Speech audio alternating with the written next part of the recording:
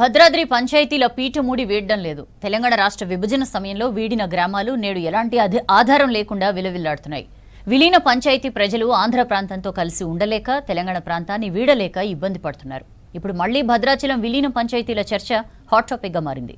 దానికోసం ఇరు ప్రభుత్వాలు చర్చించుకుంటే సరిపోతుందనే ప్రచారం జరుగుతోంది.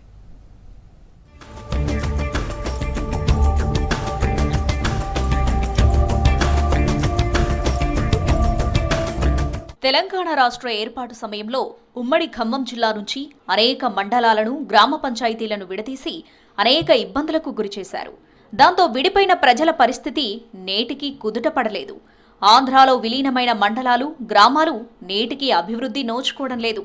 ఏపీ సర్కార్తో సత్సంబంధాలు కొనసాగించిన కేసీఆర్ విలీన గ్రామ పంచాయతీల పరిస్థితిని పట్టించుకోలేదు. కనీసం వాటి పరిష్కార మార్గాన్ని కనిపెట్టలేకపోయారు.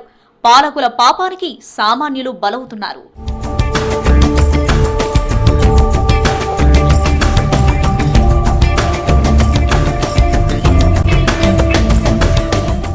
ఏపీలో కలిసిన 5 పోలవరం ముంపు పంచాయతీలను తిరిగి తెలంగాణలోని భద్రాచలంలో విలీనం చేయాలనే డిమాండ్ తెరపైకొస్తూ ఉండటంతో తెలంగాణ ఆంధ్ర సరిహద్దుల్లో మరోసారి రాజకీయ వేడి రాజుకుంది.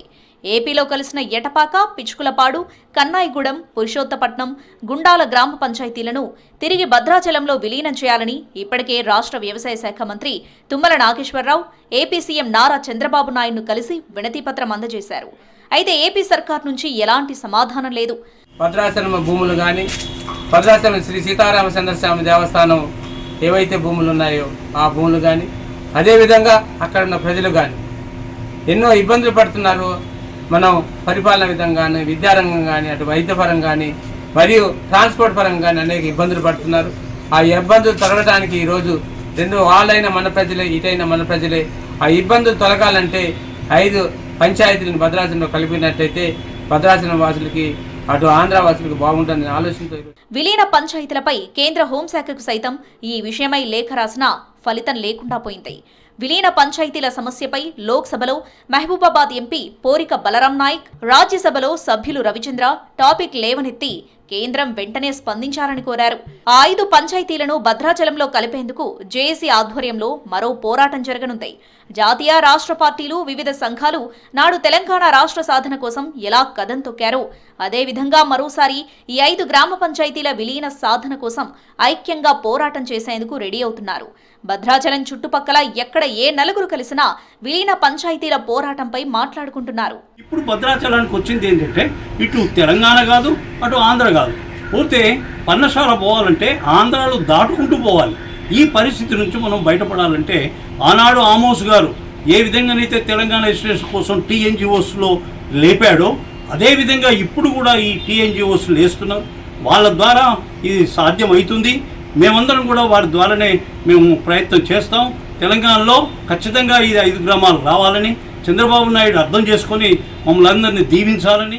భద్రాద్రి రామాలయం తెలంగాణలో 889.5 ఎకరాల రామయ్య భూమి ఏపీలోని పురుషోత్తపట్నంలో ఉండటంతో ఆక్రమణలు చోటు చేసుకుంటున్నాయి. అలాగే భద్రాచలం నుంచి పర్ణశాలకు వెళ్లే మార్గంలో సుమారు 10 కిలోమీటర్లు ఏపీ పరిధిలో ప్రయాణించాల్సి రావడంతో ఇబ్బందులు వస్తున్నాయి. గతంలో రాస్తారోకోలు, ధర్నాలు, ర్యాలీలు నిర్వహించారు.